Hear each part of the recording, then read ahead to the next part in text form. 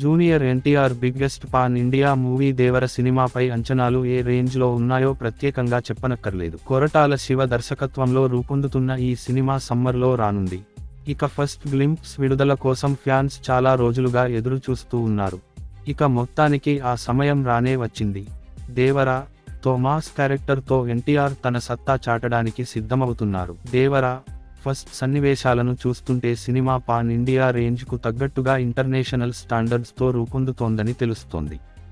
సముద్రం, ఓడలతో పాటు రక్తంతో నిండిన ప్రపంచాన్ని హైలైట్ చేశారు. నెవర్ బిఫోర్ అనేలా మాస్ అవతార్లో దేవరగా ఎన్టీఆర్ కనిపించబోతున్నాడు.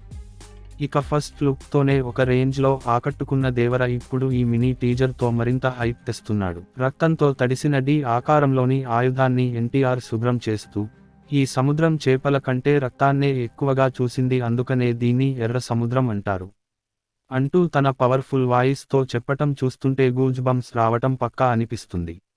ఇక దానికి తోడు అనిరుద్ ఇచ్చిన బ్యాక్గ్రౌండ్ స్కోర్ కూడా మరింత హైలైట్ అయింది.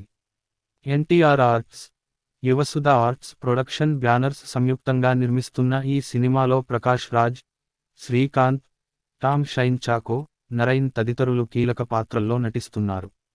ఇక నందమూరి కళ్యాణ్ రామ్, మిక్కిలినేని సుధాకర్, హరికృష్ణ కే ఈ చిత్రాన్ని నిర్మిస్తున్నారు. ఇక సినిమాలో బాలీవుడ్ బ్యూటీ జాన్వీ కపూర్ మెయిన్ హీరోయిన్గా నటిస్తోంది.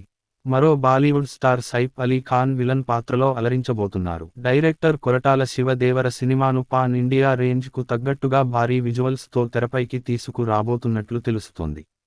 ఇక దేవర చిత్రం 2 భాగాలుగా రూపొందుతోంది. తొలి భాగం దేవర పార్ట్ 1 ప్రపంచ వ్యాప్తంగా ఏప్రిల్ 5న తెలుగు, హిందీ, తమిళ, కన్నడ, మలయాళ భాషల్లో గ్రాండ్ రిలీజ్ అవుతోంది. మరి అంచనాలకు తగ్గట్టుగా సినిమా బాక్సాఫీస్ వద్ద ఎలాంటి ఫలితాన్ని అందుకుంటుందో చూడాలి.